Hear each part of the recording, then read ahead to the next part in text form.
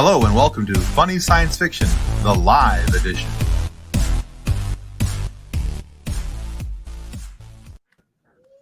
That's right. Funny Science Fiction, the live edition, the podcast that made Ultron hate humanity. For all of 2 minutes, found our podcast and decided it was time to call it a day.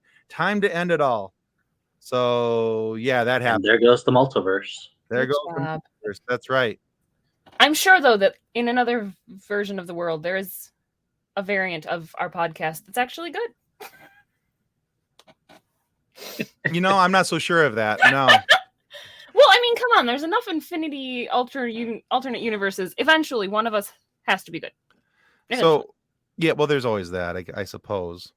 Now, also, before we get into anything else tonight, if you watched last week's episode, you're aware that Nick felt he unlocked his inner geisha.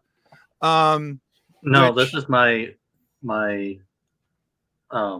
alternate, my other universe. This is your variant? This is my variant Nick. Yeah, I think this is just an outward expression of his geisha, but here it goes.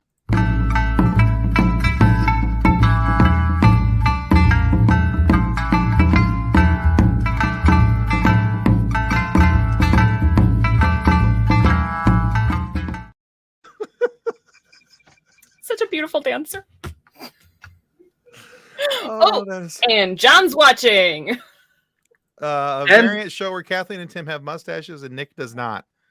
We can make that happen. We could do that one night. I can. Yeah, there's.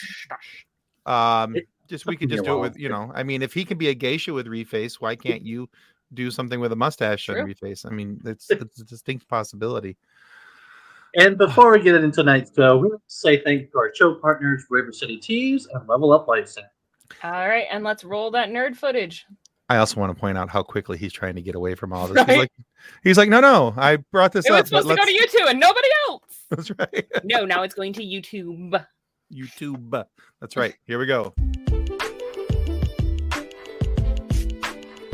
With over 700 designs to choose from, River City Tees has something for everyone. Need some new nerd merch? River City Tees has you covered. Need funny or sarcastic designs? River City Tees has you covered. Are you looking for a new logo or custom design? Whether you need 1 or 100, River City Tees has you covered. With multiple colors and options for each and every design. With things to choose from like shirts, hoodies, phone cases, coffee mugs, and so much more. Be sure to follow River City Tees on Facebook and Instagram. If you do, you'll get the latest on designs and information about upcoming sales. River City Tees. Let's make a shirt together.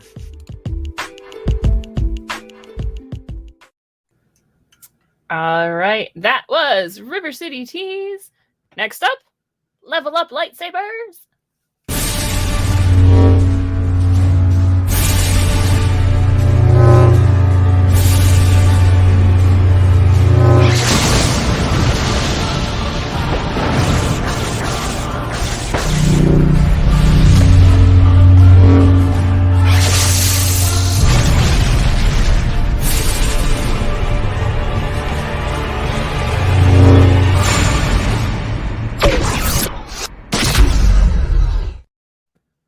And also... Oh, there it is. Nick showing it off, the Level Up lightsaber. That's all right. I'm not jealous. Alan, Nick's dad, would like to say, I am sad for the traditions of the Japanese people, and on behalf of the Funny Science Fiction, I apologize to all of you. That's probably an apology we should have...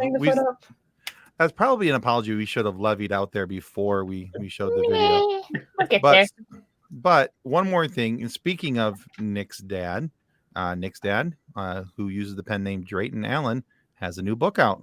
Please pay attention to the following promo. Introducing the new novel, Dances with Aliens by Drayton Allen. Thomas, the last man on Earth, is stuck being a dog. Not a four-legged dog that goes woof, but a singing, dancing dog of the theme park variety.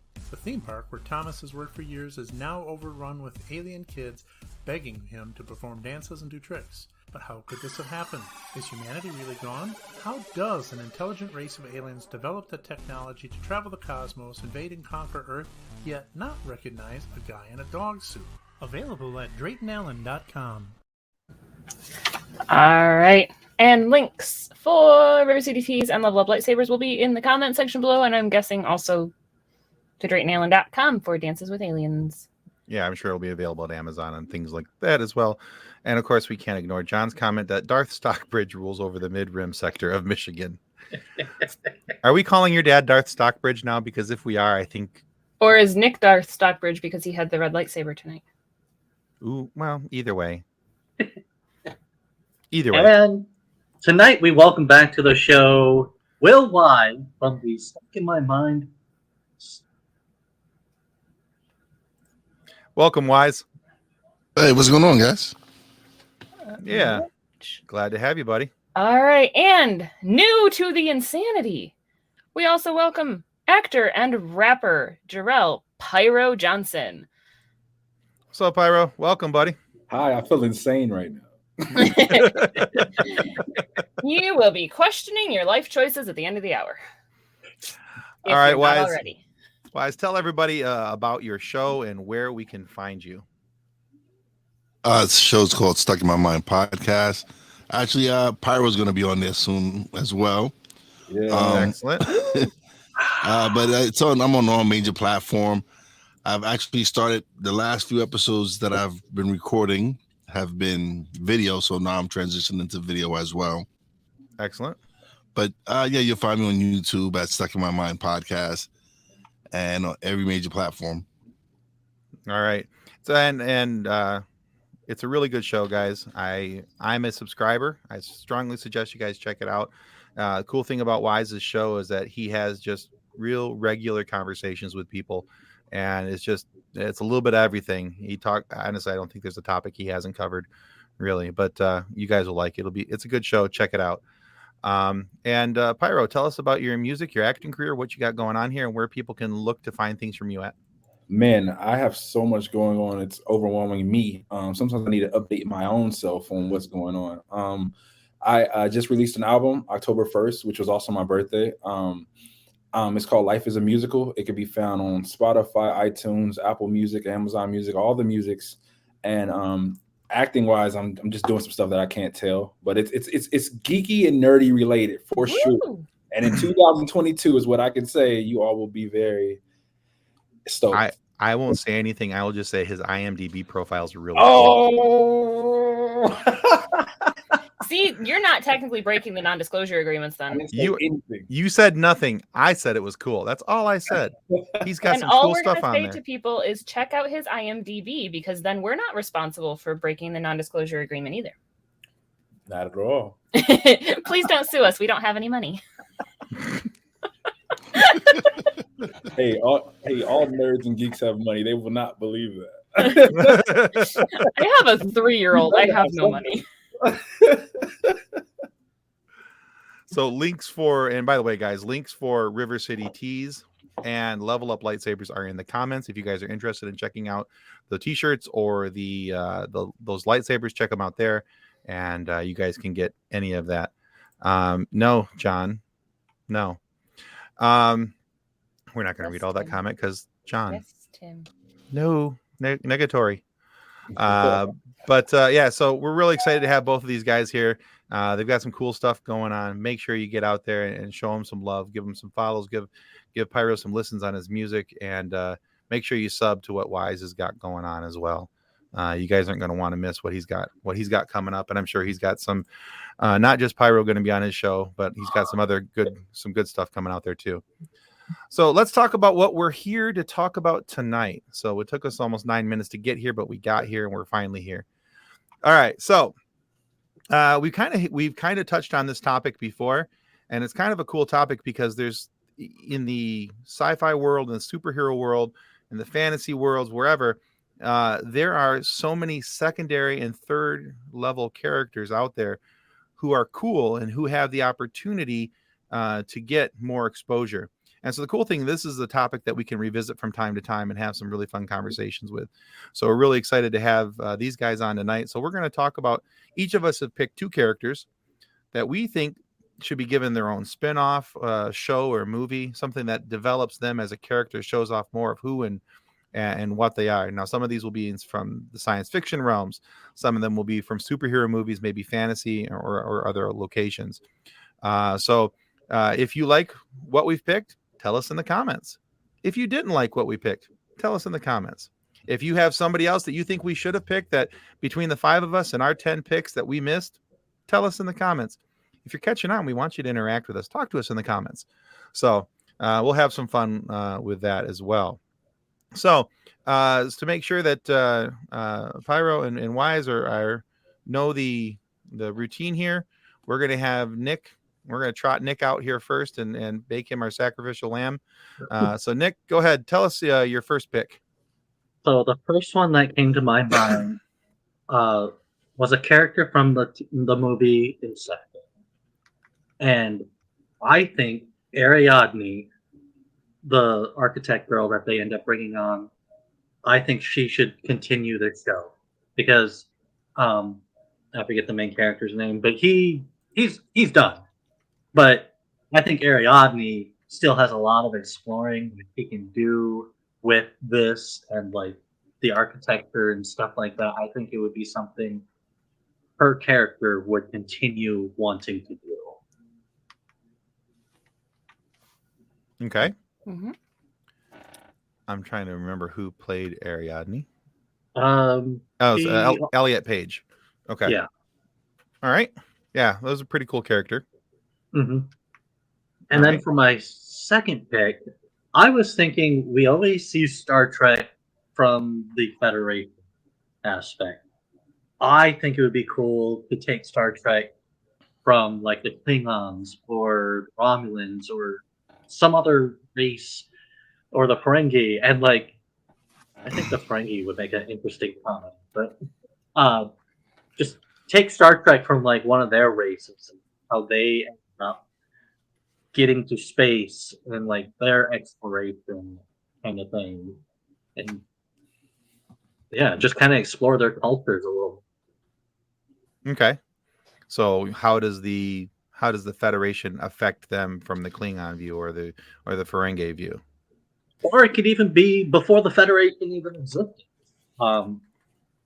We like I don't know. We don't know that aspect. Right. You know what's funny? I had actually thought about using Quark. I thought having extra storyline about Quark would be fun.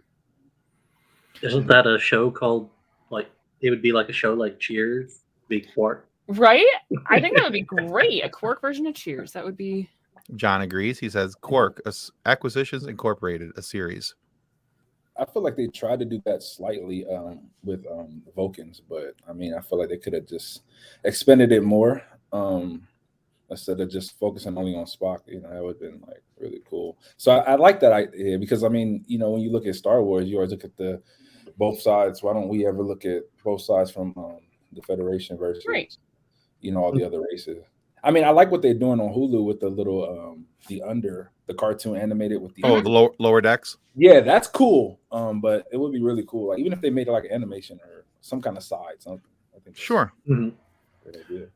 Yeah, because I think you know, like you said, they did it a little bit with Spock and the Vulcan race, and a little bit from that aspect, and they've kind of always done that with the Vulcans because of the inclusion of Spock and his importance to the storyline.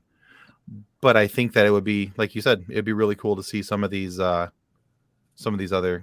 races and characters kind of fleshed out a little bit.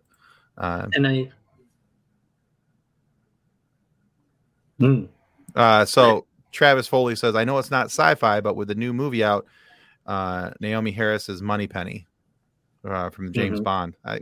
I still say James Bond is sci-fi. He's got enough gadgets, man. I'll call him sci-fi. Especially this new one. I definitely agree. Yeah. So and they did do that with the Klingons a little bit too in Next Generation. Like they would explore Worf a little bit, but I still think from not the Federation point of view, just take it somewhere else. Well, I think there's a lot of character growth that you can take when you take them outside of this one small box. And let's see. Alan says the Andorians need to be explored. So, Okay. That would actually be really cool. I think that would be a really dope idea. I'm surprised they haven't thought of that. Actually, it's really weird. So, yeah, I think that that's one of the things. One of the things I love about science fiction is that there's so many, and superhero stuff is that there's so many areas and directions that you can take this stuff, and you can get all these really cool stories. That it's really limitless what you can do. The only limit is what you're putting on, as far as what you see coming out of it. So, all right, so I can't pronounce the person, but the person from Inception and the Klingons. All right, so I think those are. What was it? Ariadne? Is that how you pronounce it? I think so. Yeah. We'll go with that. Okay, let's go with Ariadne. Which, by the way, if you do Google search that, there's a Greek mythology tie in there somewhere. So I'm gonna need to go back and check that out and see what the tie-in is. Why they named the person from the movie Inception Ariadne? Is it because of the Greek mythology, or is it just a happy coincidence? So, all right, very good. All right, Kathleen, give us your first pick. All right, my first pick is the 11th Doctor's first companion, Amy Pond. I feel like there's a lot of story we could have had with Amy that would have been interesting. Her adventures with the Doctor are very cool, but the way her storyline ends also leaves a lot of time that she could have been doing cool things, because the angels send her back to 1938. I'm double checking. Yeah, 1938. And she lives out the rest of her life, potentially living through World War II again, where she had already met Winston Churchill once. I feel like there could have been so much stuff that she would have had from her existence with the Doctor, her living 100 years before she was alive then, that she could have helped create a New York version of Torchwood. She could have created UNIT. She could have helped prepare the United States for the eventual aliens, because aliens don't always only happen in London. Just mostly. Not according to Doctor Who. I said mostly. There's aliens in Utah too. I had to go look it up because I'm not as you may have already known, I'm not the biggest Whovian. I had to figure out who Amy Pond was. But since now that I know that it's Karen Gillan's character, yes, please, more. Right? Nobody's ever going to argue with more Karen Gillan. So, no. And Alan just wanted to remind us that he picked Andorians because blue people are popular in movies ever since Avatar.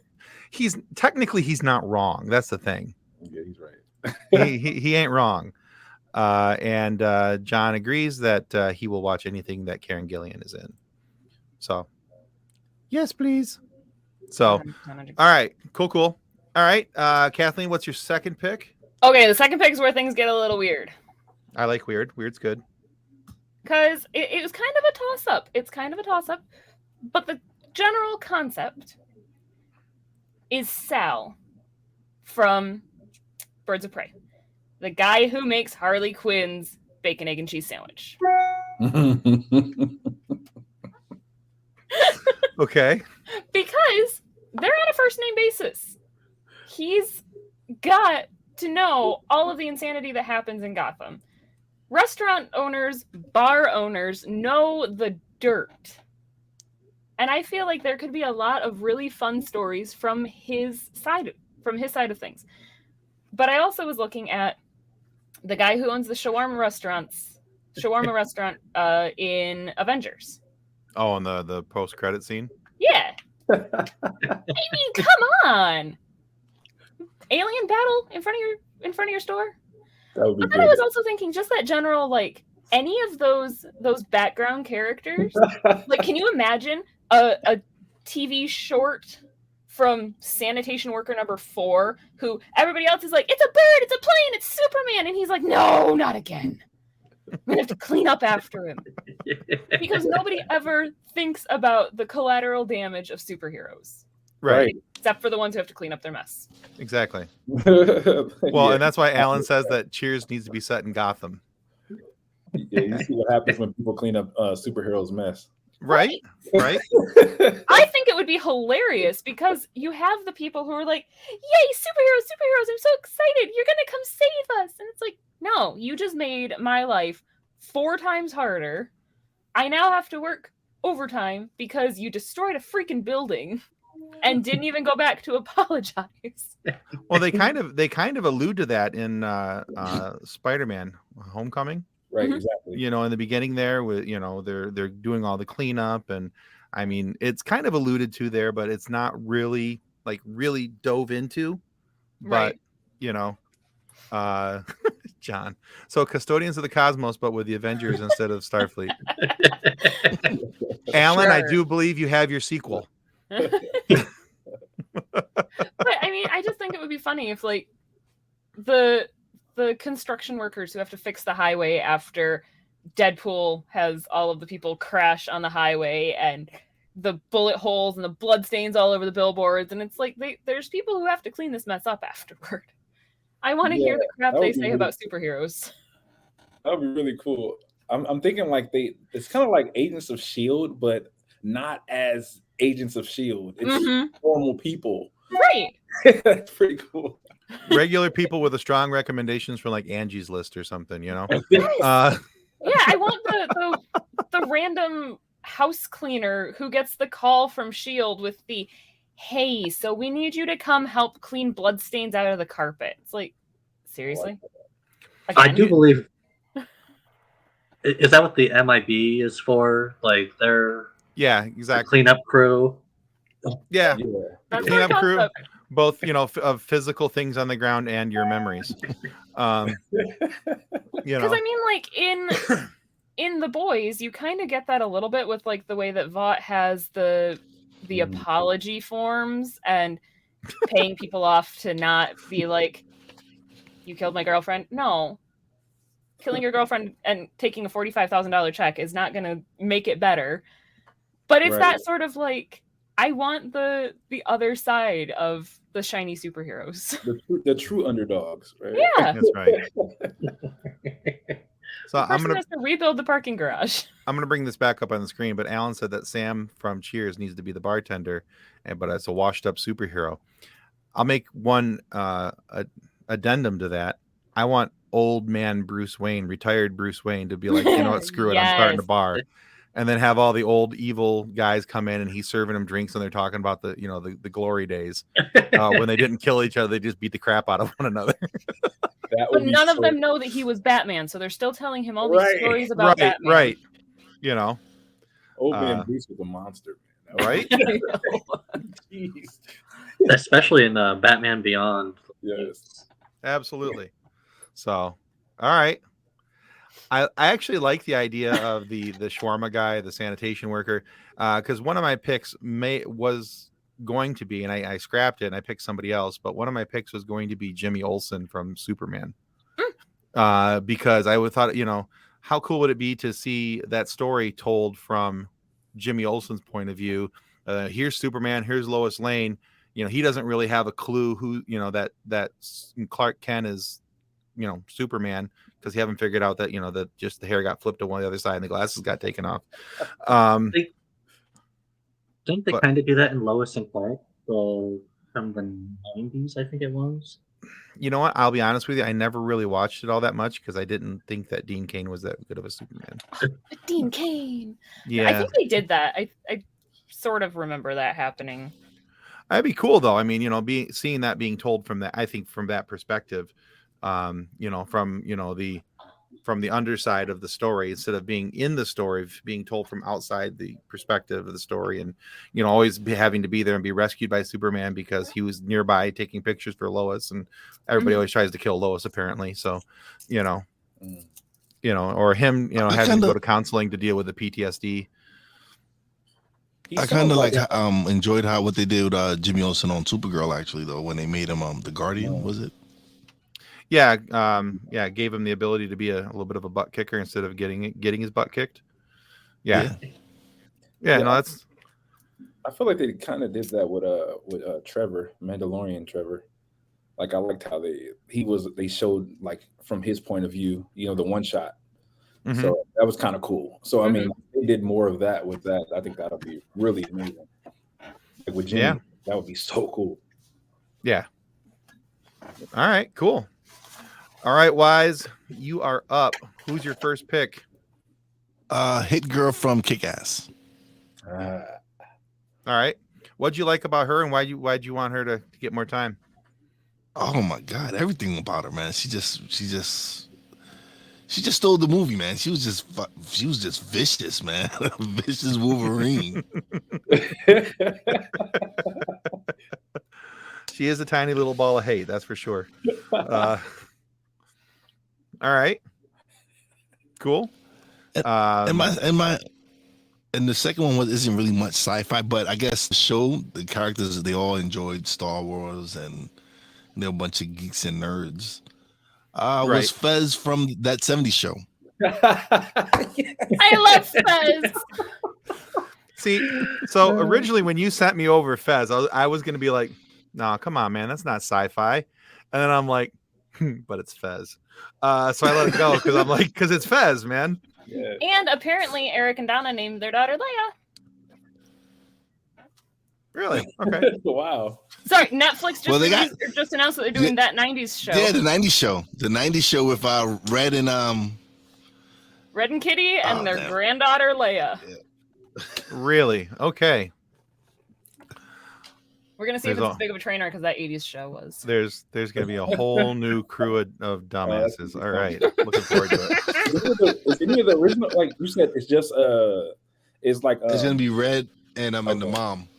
Yeah, Red and Kitty are the only ones that have confirmed What? from Yeah. the original that are coming back. Wow, not another Fuller House. I hope not. Jesus. I hope not. But No, hopefully they can do it better than that. But, you know. I mean, I loved Fuller House because of the nostalgia aspect of it because I am a Right. 90s kid. Right. But at the same time, Yeah. I didn't need every time one of the original cast members walked on screen for everybody to clap. The slow motion clap of yay, nostalgia. Although the fourth wall breaks of calling out Mary-Kate and Ashley Olsen were beautiful. Yes. Perfect. I'm going to take your word for it because I watched this many episodes and went never again. I couldn't do it.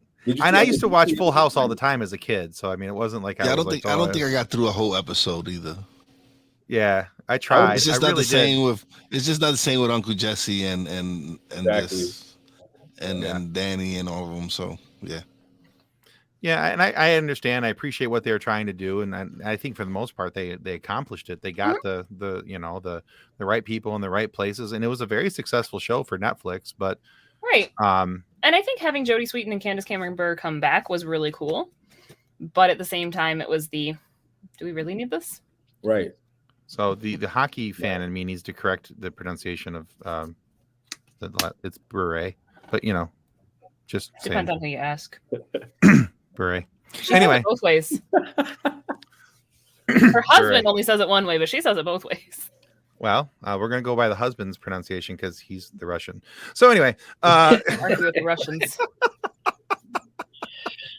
all right. John says Fuller House was awesome. I might rewatch it. Anyway, so He's got questionable life choices, Tim. I know for as many reasons as I love John, there are many reasons why I go, really? That's what we're doing with that. Questionable life choice number one over here. Right? So yeah, no, I honestly think that no, Fez is a good choice. I think it'd be really cool to see what happened with him, later on, and if he ever became the ladies' man that he dreamt of becoming, and and I also want a little backstory on him and what his real name is. right? Because Fez is just an acronym for foreign exchange student. So Yes. Where is he from? I don't think it's I don't think it's ever They really never said. said. I don't think they've ever said where he was from. No, I don't think so. He's from Yara. From where? Yara. Yabba Dabba Doo? Yara. Yara. A Spanish country from Far Cry. That's where he's from. Oh, okay. I'm like, I thought he I'm really sitting here knew. going, I don't think I've ever heard of that place. That can't be real, right? Okay. Well, we'll go with that. See, now All you right. think that, so now I'm like, wait, no, I want to watch that 70s show again. 70 show is always worth a rewatch, in my opinion. That's a great show. Until the end. The end gets right. stupid. Yeah. But don't they all? They really do. The number of TV shows that should have ended the season before their final season. Well, yeah. So one of my biggest examples of that is one of my all-time favorite shows. I love the show How I Met Your Mother. It has nothing to do with sci-fi here, except for they're all huge sci-fi fans too, and Star Wars fans. But that should have ended in season 8. Season 9 was one long train wreck of a goodbye. Yes, agreed. They could have easily wrapped up in season 8 and gave the fans the ending they wanted, and or even the ending they ended up with. They could have done that in season 8, but season 9 was just one long, slow wave at the camera. Goodbye, we're leaving. Here's another drawn out episode. And I hated that we had gone through all of those seasons and all of those stories for the kids to just be like, you're really caught up on Aunt Robin, aren't you? No. Maybe. This is not where this should have been going. Yeah, that was strange. We just spent the last 8 seasons showing why she's wrong for you. Right. And we got like 5 episodes with the mother. I'm like, really? All that so you could hit on Aunt Robin again? Right. So, but, on the other hand, honestly,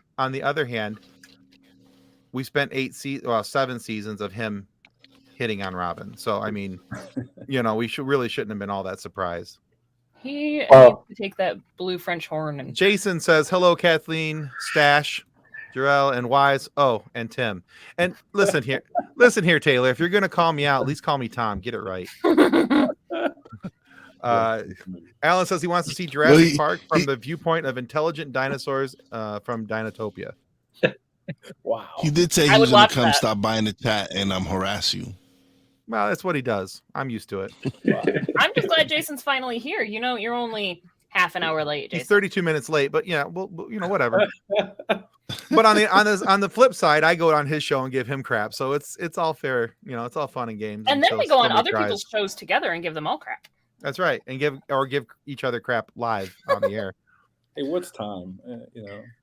That's right. You know what? If you can't pick on your friends, who can you pick on, right?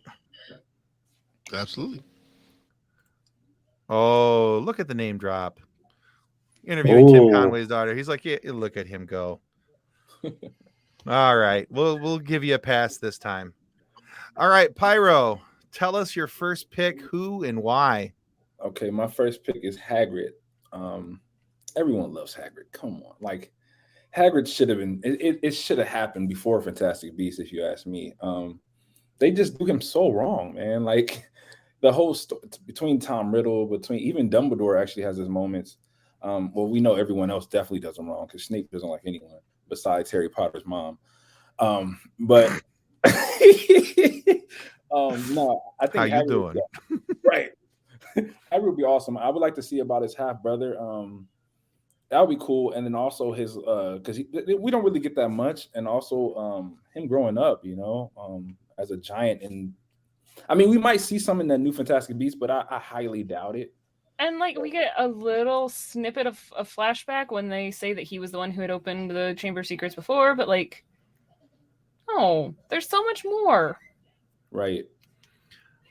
So I have to be honest with you. I have watched this much of Harry Potter in my life. So I haven't read the books. I haven't watched the movies. It's never appealed to me. But I've actually heard other people say that Hagrid was one of their favorite characters in the show, and they wish that he had gotten a little more story. You and Hagrid are actually a lot alike, Tim. Tim, fake nerd. No, just real nerd with very selective tastes. A very picky nerd. Also, to Jason's last comment, I mean, if Harry Potter's mom was still alive, she would technically be a gilf, not a milf now. There's a cursed child out there. No, but legitimately, Tim, you and Hagrid are a lot alike. He's big and cuddly, but he's also the person that the kids can go to because they trust. And he's also a giant animal lover, even if those animals are going to kill him. Okay, I'll take that. I was wondering where you're going with this. I'm like, wait a minute. Yeah, I was waiting too. I'm like, are you a janitor and do you like landscape? Neither and no, negatory and negatory. That's a whole lot of no on both. No, he's of those. just. I can see Hagrid as like the fantasy version of Tim. Tim currently has his kids that come to him that trust him, and all of his crazy rambunctious pets. And Tim in the fantasy world would have all of his crazy rambunctious pets that would just happen to be hippogriffs and dragons and not pipples. And big ass tarantulas, you know. John loves his animals, especially next to the mashed potatoes. No. That's where I'd have to draw the line. There's nothing with spiders. Are John said mashed potatoes, and now I'm realizing what I want for dinner tomorrow night. Sorry. Like, is there a mountain of mashed potatoes out there somewhere? Just there is should that be. where you're finding the animals? There should be. On top of mashed potatoes. Anyway, but yeah, I see a spider and I turn into like a 1930s gangster. You get to die, you die, your friends die, your cousins die, your family's dead. So Al Capone, huh? Whereas Hagrid has befriended the 6 foot tall spiders that live in the woods. not a Ice Cube's chance in Arizona. It's never happening. Never ever happening. Mandel, yeah. Alan says the Mandalorian as recounted by old Grogu. We'd have to hear Grogu say some words first. No, it's just all. He's done some really good grunting into our minds. He's done some really good gruntings and pointings so far, but I'm kind of curious if they're actually. I don't think we're going to speak. This is a tangent, by the way. I don't think we're going to see Grogu in season 3 of Mandalorian. I don't think you'll see him at all. I think with him, with Luke Skywalker picking him up and taking him away, I think that you'll. That's gonna. He'll come back for something else somewhere on down the line. But I think if you see him, it'll be in the Ahsoka series. I don't think it'll be in Mandalorian. I think it's gonna be like the season 3 finale where he like comes in and saves Mando's butt with all of his new Jedi training. He's gonna walk in and be like, "What's up? That'd be cool. What's up, Daddy? Let's do like this." Mando's in the middle of a fight, and all of a sudden the guy he's fighting is like floating in the air, and under him you just see Grogu. What's up, Daddy?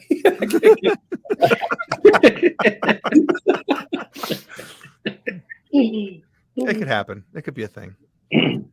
So, All right. Pyro, who was your other guy? Yeah, who's your second pick, bud? So this one was a tosser for me because I think they're hand in hand because they're going to have to be involved. But if I had to pick between the two, because of my favorite, I would say Gambit. The other person is Rogue, if you didn't catch that. But Gambit for sure. I just feel like they didn't give his just due. Gambit is amazing. I mean, like Gambit's awesome. Like I mean, I don't know why. Like if we did I think they were supposed to do it, but it got the actor was terrible or something that they had to do it or something like that. But I mean, Gambit is amazing, and then you can introduce Rogue, and then you can also go into the psionic powers more so. Mm-hmm. And I feel like X-Men hasn't really focused that much. I mean, we had a little bit in Apocalypse, but it wasn't a lot where they could enhance it. And then Cable, I mean, they did Cable so wrong. So I think Gambit would introduce a whole nother level of psionic abilities and just a whole nother power scale. See, I like the actor that they had for Gambit in the Wolverine movie, but like many other things in the Wolverine movie, it was horribly written and laid out. Right. So there's an opportunity there. I would love to see Gambit on the big screen. Whatever gets him on the big screen, he should have his own movie. Or actually, what I'd actually love to see for him is like a Marvel mini series that they do. Ooh, that'd be nice. I think that'd be really cool because that would allow that story to get stretched out and actually have some explanations as to what's going on. But that could be really cool with the vampiric curse. When he got bit by the vampire, and then that can lead into Blade. Like it'll just be just sick. Yeah, there's so many ways that they could take Gambit's story and feed into other characters. Jason Taylor says that that's why we're boys, because Gambit is the bomb. And Alan says I'm in for more X-Men. Definitely, absolutely, we'll take them. Grogu was in episode 8. He was at Luke's Academy. He was? Seriously? I guess you'll just have to go and rewatch it. I guess I know what I'm watching tonight. We're going back to some Last Jedi. That's going to happen. All right. Just in case says, what fuels dragons spewing? Do they fart the reverse way?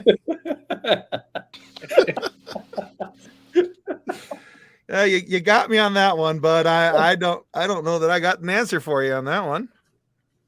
Oh, that's awesome. From what I understand, they do have produces some sort of a liquid of sorts that allows them to. But be a that's more lighter. like a drool, but not a fart, right? Because that's what he's asking. Are these all dragons in general, or is this like based on a certain show or movie? Because I don't think Spyro would do it like. I think I watched like a documentary on. It was a mockumentary, I guess it was. It was like about mythical creatures and stuff, and I think they like broke it down like what they would have, and, like what organs and glands they would have. So according to worldbuilding.com, how would dragons be explained without magic? They have 2 sacs with holes that enter into their mouths. Inside one lives an organism like yeast, which produces ethanol, and the other one that lives bacteria that produce sulfuric acid. These 2 gases are allowed to mix inside of the dragon's mouth just before it breathes fire. That sounded all kinds of wrong. Yeah. I think I'm stuck on that first thing you said. Like, what? Check, please. The things right. that I Google search during our show. That's right. And Alan says it's a glandular condition for dragons. Jason disagrees that Pyro is a dragon, therefore he spits fire. Now we go to the second part of that question. And see, now, Jason, you're no longer boys. See what happened? All right. And John did say that Gambit has such an amazing backstory. He could have multiple films of his own easily. And I highly, highly agree with that. So very cool. So I like your picks there too. So we got Haggard, we got Gambit, and we've got laughter from Kathleen. Sorry, just because the internet says that dragons don't fart fire. So what did you guys talk about in your live show tonight? Whether or not dragons fart fire. Well, you know, the episode of How to Train Your Dragon, maybe I would have learned that, I guess. And all of a sudden in my head, all I'm hearing is a parody song of the Metallica song, Fight Fire with Fire with Fart Fire with Fire. Fart Fire with Fire. And to the folks of Metallica, I am very sorry. So from what I'm understanding, why is it like I didn't sign up for fart jokes? From my understanding, the dragon's breathing fire is very similar to a venomous bite from any other reptile. Ah, okay. Huh. It's the same sort of concept, only with fire instead of venom. So their farts are apparently just farts. And just in case, I would just like to say thank you for leading us down this rabbit hole of dragon farts, because we would not have had this without you. But the real question is, how do they taste? Don't eat dragons. I'm gonna guess like a charcoaly finish. You'll know if a dragon farted and you walked in the room, because you're like, I taste charcoal. Because everything's gonna be burnt. I didn't even know they had holes though. Yeah, that's a whole nother topic. Well, they have to do the other bodily functions. I'm assuming if well, I'm saying, well, in I guess whenever they showed scenes of dragons and they would show bones and stuff, so I guess they would digest them. I mean, they got okay.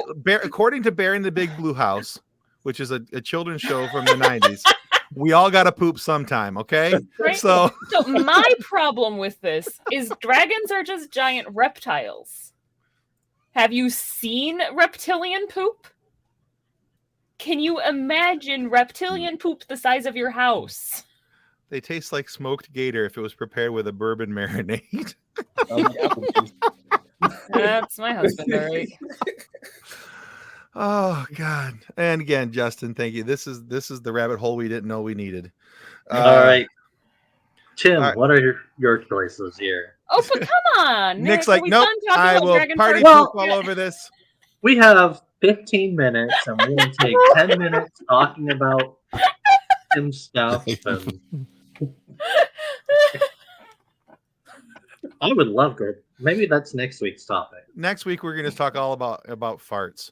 We, all right, sci-fi so farts. not necessarily farts specifically, but the biological comparative between real life and do the like the half android, half human ones? Do they fart?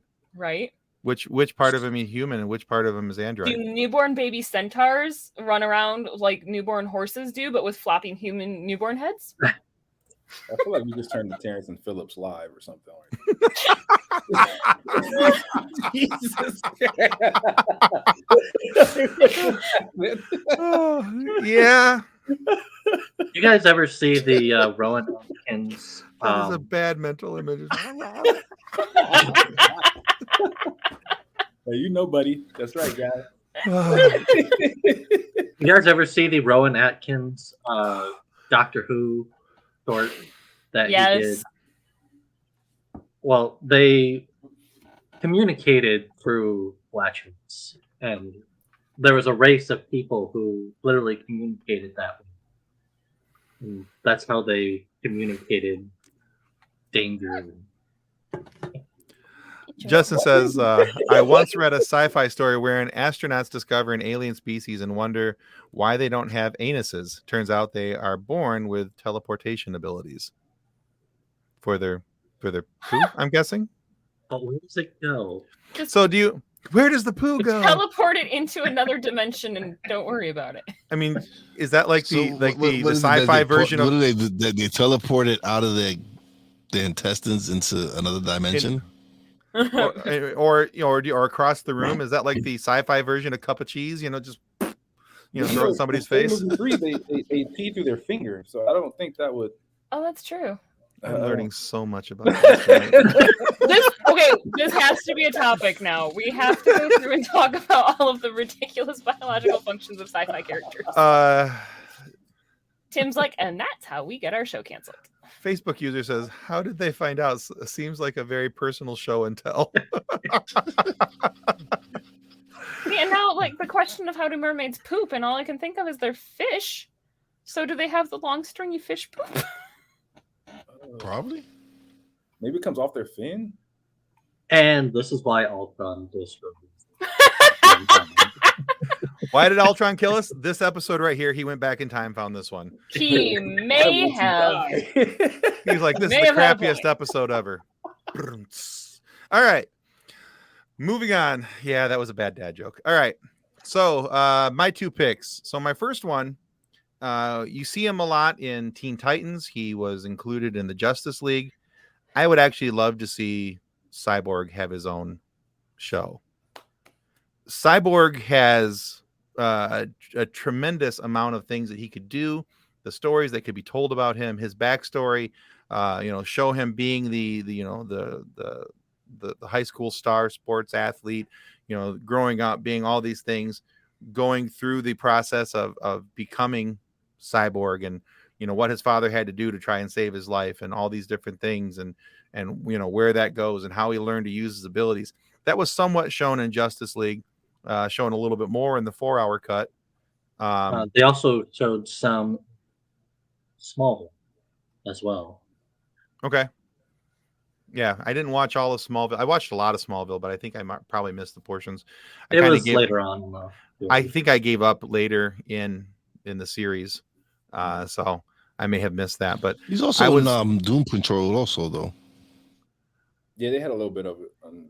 Okay. Yeah. They did. They had a little bit of it. See, and I keep expecting for him to show up in the Teen Titans TV show. And I thought I saw like a poster with him included, and I was like, ooh. I was kind of excited for that. So that would be really nice. Yeah, I think so too. So he has so much. There's a tremendous upside to Cyborg's story, and and I would love to see, honestly, Ray Fisher play him again. Ray did a tremendous job in the movie, the Justice League movie, and there's no reason why he shouldn't get his own spin-off show or movie from that. I think he could do a wonderful job if after everything that happened, if he's interested in still playing the character. Of course, that's there's a lot of water under that bridge that has to be dealt with yet, unfortunately. And my last pick is M'Baku from the Black Panther. Now, so here's the thing. Growing up, I always thought the Black Panther was really cool. I never really paid much attention to his backstory. I just knew that his powers, what he could do, was very compatible with Captain America, and they worked together a lot. And honestly, one of my favorite things was Marvel Ultimate Alliance, the video game, how Black Panther and Captain America could mesh their powers together for attacks and all these different things. Now, one of the things in the first Black Panther movie that's not really identified very well is where M'Baku comes from. We just know that he's a part of a primitive tribe.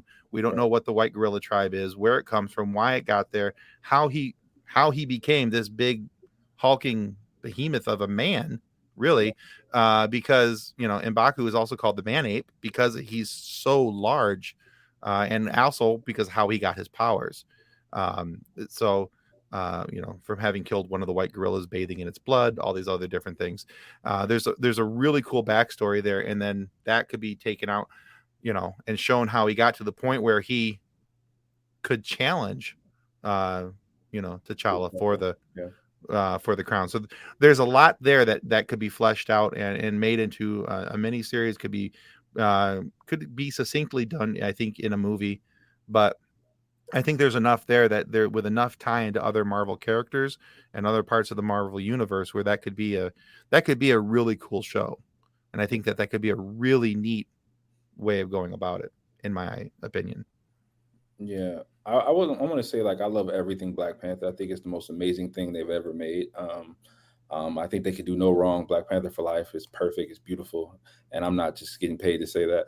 But I would say that I don't like how they brought in, like you said, M'Baku up. They could have made him more, like you said, more comic based. I think his story alone is so amazing to the whole story of Black Panther. Mm-hmm. It just makes Black Panther that much more cooler. Because absolutely, based in the movie, it just seemed like he was just kind of like a stuck up person that just said, "Hey, it's not fair." But they don't really. It would be better. They should have did a little bit. The character creation and the costume, everything. Yeah, because in the first Black Panther movie, all you get is this is M'Baku. He wants to be the king, and he's unhappy because he's not. Right. You don't know why he's off in the mountains, scantily dressed in the middle of winter. I'm sorry, but my dude does not have enough clothes on for winter. I'm just saying, because I got cold watching him. But yeah, I mean, there's a lot of things there that could really be developed with an M'Baku storyline. And it's just like with the Cyborg storyline. There's so many things there where you can look at their background and where they've gone or where they've been, where they're going, and it helps in M'Baku's story in particular, like you said, it helps develop the Black Panther storyline, and I think that makes it so much better. Real quick here, John Wass says my two picks are Bombalurina because we need more Taylor Swift. Oh, because he's still gonna try. No, we're taking that one off right off the. What was his other one though? Broom Boy from The Last Jedi, because he's got to have a great story going forward. Actually, I think he does.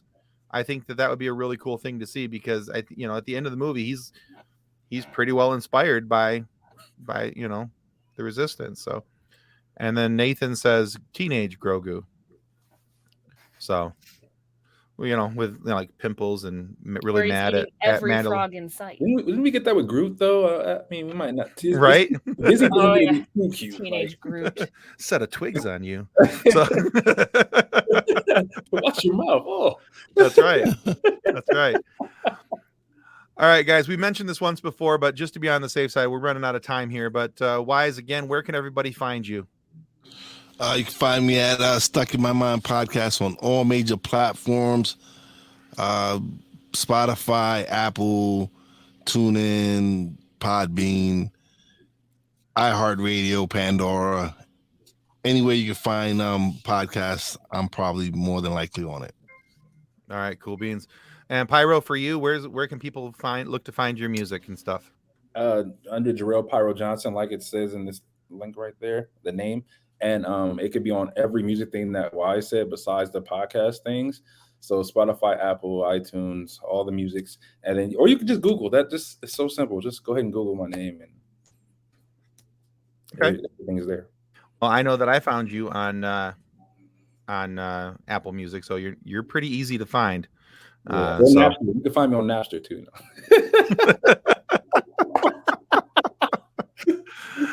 as far as our show founder and Facebook page group founder, Alan Stockbridge, you'll be able to find him at the Motor City Comic Con Friday through Sunday, October 15th through 17th. He'll have a booth there. You'll be able to find his new book, Dances with Aliens, and of course, the book that started all of this for us, The Custodians of the Cosmos, where we talk about the Red Shirt Widows and Orphans Fund quite often because of that. All right. So where are we at in things here? Nick, it's up to you, buddy. Oh, yeah. And as a reminder, last Friday we released our interview with Jeremy Roberts from Star Trek Voyager, as well as Deep Space Nine, and he was Lieutenant Commander Dmitri Valentine in Star Trek or Valtane in Star Trek VI: The Undiscovered Country. Check this out.